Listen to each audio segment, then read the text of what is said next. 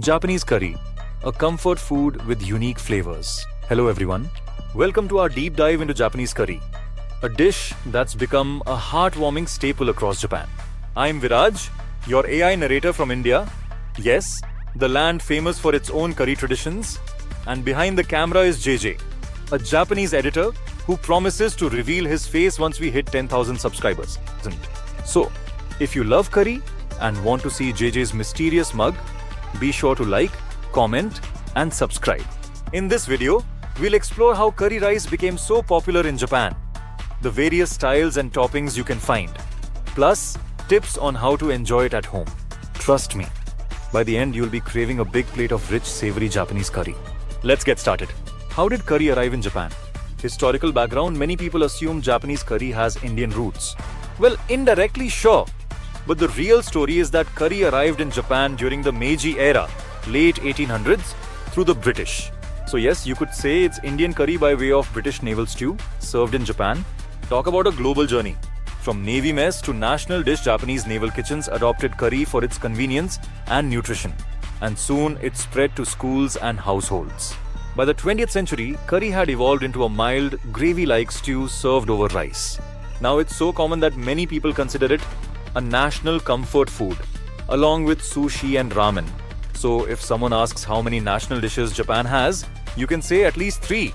And curry is definitely in the top tier.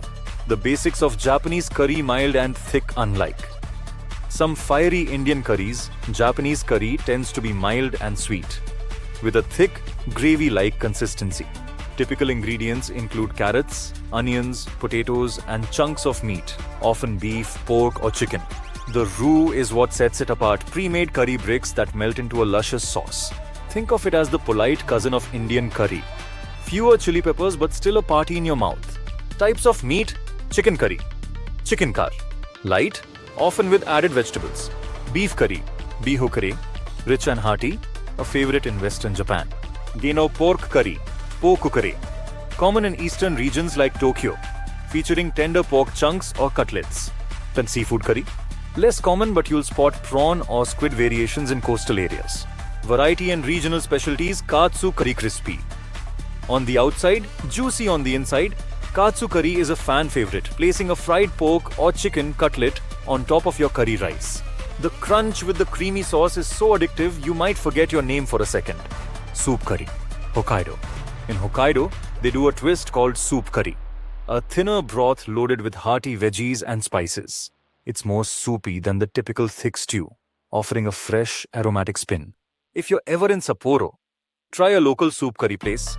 Just be prepared for a glorious mess if you're not used to slurping liquid curry. Black curry, Kanazawa. Head to Kanazawa on the west coast and you might encounter black curry made with squid ink or roasted spices.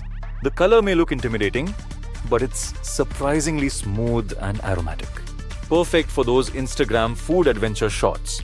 How to serve and enjoy Japanese curry, the classic plate. Traditionally, the curry is ladled on one side and white rice on the other, so you can mix as you go. Accompany with fukujinzuke or rakkyo pickles for a sweet tangy contrast. I always say it's like a moat around a rice castle, or an edible yin-yang if you're feeling fancy. Spice levels. Most Japanese curry roux come in different spice levels: mild, medium hot, and hot. But be warned, Japanese hot is often more about depth of flavor than heat. If you're from a spice-loving country, like me in India, you might want to accidentally slip in some extra chili powder. Ready-made roux and restaurant chains. Store-bought roux: in Japan, you'll see entire supermarket aisles dedicated to curry roux. Brands like House, S&B, and Glico each have unique spice blends. Just saute your meat and veggies, add water, then drop in the roux blocks to melt. Congratulations, you're now a Japanese curry chef in under 30 minutes. Curry restaurant chains. If you prefer dining out, popular chains like Koko Ichibanya let you customize spice level, portion size, and toppings. Imagine a curry topped with cheese or a boiled egg, or even a pile of fried shrimp. It's basically a choose-your-own adventure, but with curry. Dare you go for the top spice level? Just don't blame me when your taste buds call the fire department. The curry craze. From school lunches to home cooking, school lunch staple kids in Japan grow up with curry in school lunches, so it becomes a nostalgia-fueled comfort food. You might see them devouring it with big spoons, No chopsticks needed for this slurpy dish. Home cooking, many families have secret curry recipes passed down, adding a dash of soy sauce, honey, or chocolate for depth. Yes, chocolate. It's not just for dessert anymore. Try stirring in a spoonful of coffee or cocoa powder if you're feeling adventurous. Sometimes the strangest additions give the best results. Your curry adventures? Share with us. Now I'd love to hear from you. Have you tried Japanese curry? Which brand, chain, or homemade style did you love or hate?